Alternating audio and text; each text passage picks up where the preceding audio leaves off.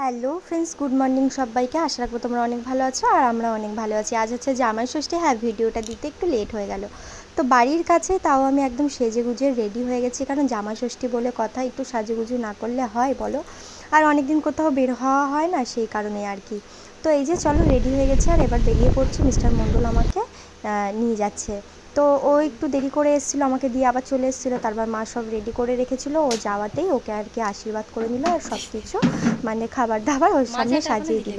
আমাদের যেটা নিয়ম সেটাই আর কি এখন মানে মা সেই নিয়মগুলো পালন করবে। তো ওকে একটু আশীর্বাদ করে নেবে এবং ফোঁটা দেবে, এটাই হচ্ছে আমাদের নিয়ম। মানে যেটা আমি দেখে এসেছি এই 3 বছরে বা 4 বছরে, তো সেটাই আর কি মানে শিখেছি। তো মা এখন ওকে আশীর্বাদ করে নিচ্ছে। আর দাদা বৌদি সকালবেলায় বেরিয়ে গেছে, ওরা আমাদের বাড়ি হয়ে গিয়েছে, কারণ দাদা বৌদিও গেছে মায়ের বাড়িতে, মানে বাপের বাড়ি। তাই জন্য ওরা বাড়িতে নেই, সেই জন্য একদম ভালো লাগছিল না। আর যেহেতু আজকে মিস্টার মণ্ডলের কাজের মানে প্রচণ্ড প্রেশার, সেই জন্য ও অনেকটা লেট করে এসেছে। তো এদিকে সব টোটালি রেডি হয়ে গেছে। আমি একটু তাড়াতাড়ি এসেছি মিস্টার মণ্ডলের আগে, বাট আরও তাড়াতাড়ি আসলে ভালো হতো, মায়ের সাথে একটু হেল্প করতে পারতাম, কিন্তু পারিনি, কারণ প্রচণ্ড কাজের প্রেশার ছিল, সেই কারণে। তারপর আমি তাও একটু আগে এসেছিলাম, মায়ের হাতে হাতে জোগাড় করে দিয়েছি, যেহেতু মা একা, আর সেই কারণে। আর বৌদিও বাড়িতে নেই। তো এদিকে মিস্টার মণ্ডল আসাতেই মা তো একদম তাড়াতাড়ি করে একদম জামাইয়ের আদর যত্ন শুরু করে ফেলেছে।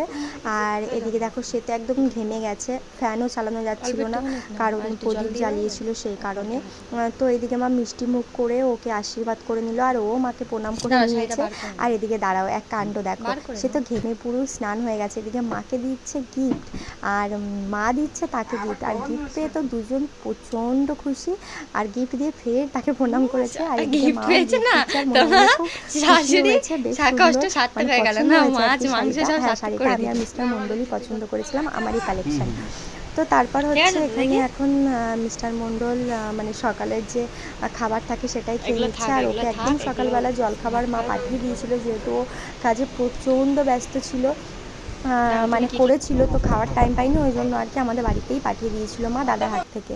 তারপর এদিকে দেখো, দুপুরের লাঞ্চের জন্য সব রেডি করেছে। আর হ্যাঁ, এখানে অনেক রকমের রান্না করেছে মা এই গরমে খেটে খুঁটে। আমি যতটুকুনি পেরেছি ততটুকুনি মার সাথে সহযোগিতা করেছি। তো এদিকে দেখো সব কিছু রেডি করে নিয়েছি, আর এবারে হচ্ছে খেতে বসার পালা। তো ও আবার বাড়ি গিয়েছিল, তারপর আবার আসাতে এখন ওকে খেতে দেওয়া হলো।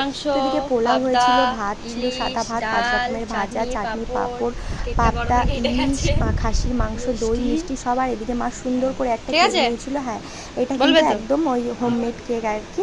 আর উপরে লেখাটা খুব সুন্দর ছিল, আদরের জামাই, বাট গরমে একদম কেকটা ঘেটে গেছে, মানে নিয়ে আসতেই। আর যেহেতু মিস্টার মণ্ডল অনেকটা লেট করে এসেছে, সেই জন্য আরেকটু গলে গিয়েছে। তো যাই হোক, কেকটা খুব টেস্টি ছিল। আর এদিকে দেখো আমার দাদু, তো সবারই খাওয়া হয়ে গেছে, মানে দাদু তো আগেই খেয়ে নিয়েছে, যেহেতু অনেকটা বেলা হয়ে গেছে।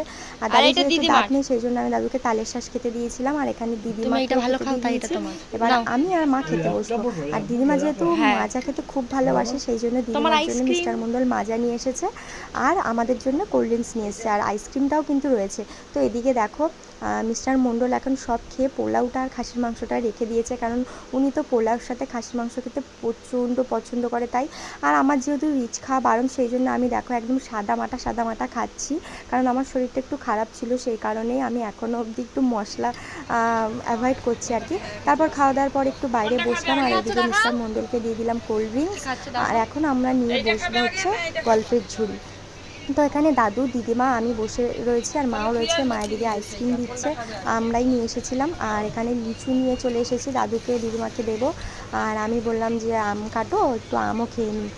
তো এবারে আমরা আইসক্রিম এনেছিলাম সবার জন্য, তো সেগুলোই ভাগ করছিলাম। আর এখানে মাই ভাগের দায়িত্ব নেয় আর কি, আমি আসলে আমি এসব দায়িত্ব একদম পছন্দ করি না। তারপর দেখো সন্ধ্যাবেলায় মিস্টার মণ্ডল তো বাড়ি ফিরে গেছে, কারণ বললাম ওই যে ওর আজকে কাজের প্রচণ্ড চাপ। আমি একটু ফল ঠল খেয়ে নিলাম, আর তারপর একদম রাতের দিকে খেয়ে নিলাম একটা আইসক্রিম। আর আমার না এই টুইন অ্যান্ড বাটি খেতে খুবই ভালো লাগে। তোমাদের কার কার ভালো লাগে অবশ্যই জানিও।